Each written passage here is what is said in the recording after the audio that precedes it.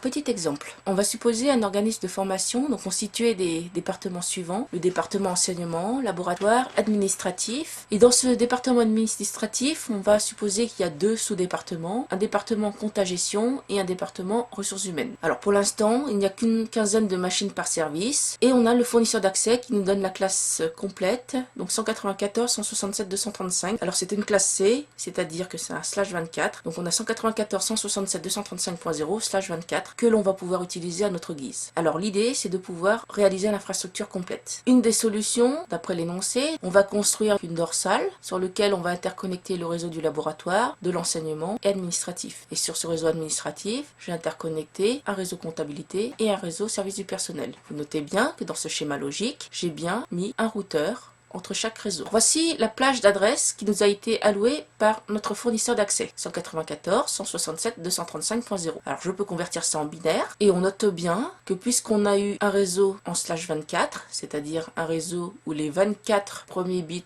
étaient fixés, c'est-à-dire ce qui nous est attribué par notre fournisseur d'accès à Internet, donc on ne peut pas y toucher à cette première partie. Donc il nous reste les 8 bits écrits ici en vert que l'on peut pouvoir manipuler à notre guise. Alors d'après notre schéma, on a identifié la dorsale 1, réseau de laboratoire 2, 3 pour l'enseignement, 4 pour l'administratif, 5 pour la compta-gestion, 6 pour le réseau du personnel. Donc on a identifié 6 réseaux. Donc il faut pouvoir découper notre plage en au minimum 6 réseaux. Si on veut découper notre plage, on doit travailler avec des puissances de 2. La puissance de 2 immédiatement supérieure à 6, c'est 8, c'est-à-dire 2 puissance 3. Donc ce qui va faire qu'on va isoler 3 bits qui vont servir à numéroter nos sous-réseaux. Voilà, je les énumère tous, On a bien 8 ces réseaux, donc 000, 001, 010, 011, 111, 100, 101, 110, 111.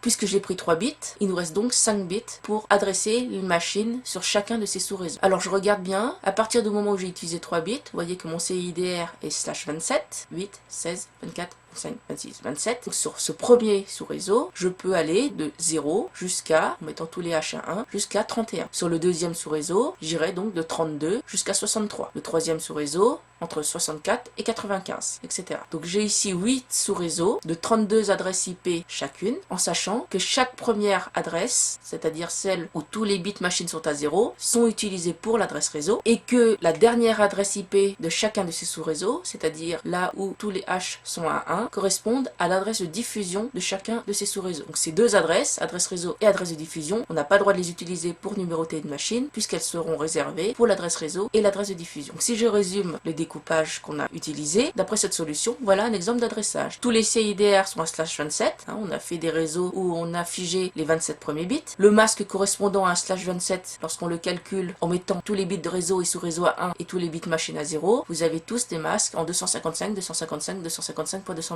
Ensuite, on calcule toutes les adresses réseau, toutes les adresses de diffusion. On attribue chacun de ces réseaux au réseau qu'on a identifié, donc dorsal, enseignement, laboratoire, administratif, compta-gestion, service du personnel, et deux sous-réseaux qui ne seront pas utilisés et qui sont prévus pour des évolutions futures du réseau, par exemple. Les adresses des machines qu'on voudra connecter à ces différents réseaux, et il faudra prendre ces adresses entre l'adresse réseau et l'adresse de diffusion. Donc si je prends mon réseau de tout à l'heure, que je place ici quelques machines, que je nomme aussi mes routeurs, sur mon schéma logique, je pense à reporter les adresses réseau sur les différents réseaux. Attention, l'adressage d'un réseau n'est valide que s'il y a l'adresse réseau et un CIDR ou un masque. Ici, j'ai choisi d'écrire pour des raisons de compacité avec un CIDR. Ensuite, une fois qu'on a ça, on va donner des adresses IP ou machines. Les adresses IP, il faut bien faire attention à prendre des adresses IP qui sont dans la plage du réseau correspondant. Pour des raisons de place, je n'ai indiqué ici que le dernier nombre de l'adresse IP correspondant à l'adresse IP de la machine. Vous avez le préfixe indiqué de toute façon sur l'adresse réseau. Donc j'adresse les machines, mais je n'oublie pas également d'adresser les routeurs. Un routeur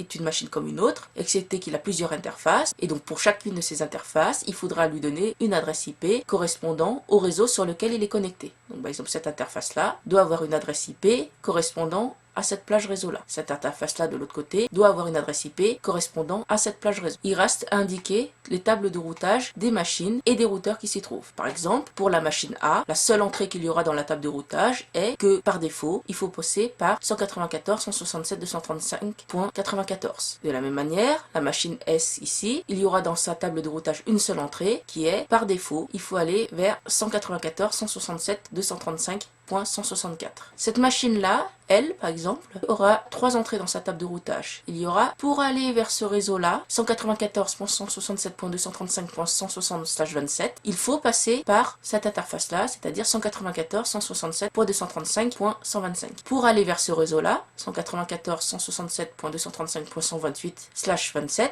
il faut passer par 194.167.235.124. Et par défaut, il faudra passer par 194.167.235.120. Les routeurs ont également des tables de routage. Donc par exemple, pour le routeur R3, il faudra lui indiquer que pour aller vers ce réseau-là, il doit passer par 194.167.235.1 par cette interface-là du routeur. Pour aller vers ce réseau-là et ce réseau-là, il faudra qu'il passe par 194.167.235.14. C'est-à-dire par cette interface-là du routeur R4. Et par défaut, il passera pour sortir par 194.167.235.10. Petite remarque, si on voulait ne pas avoir 2 sous-réseaux inutilisés, il est possible de décomposer la plage en 6. On pourrait par exemple utiliser tous les sous-réseaux commençant par 0 pour faire 4 sous-réseaux en /27, et une deuxième commençant par 1 et qui comportera 2 sous-réseaux un peu plus gros et dont le CIDR serait /26. De cette manière-là, on aurait bien 6 sous-réseaux avec des CIDR cette fois-ci différents. Dans un gros réseau,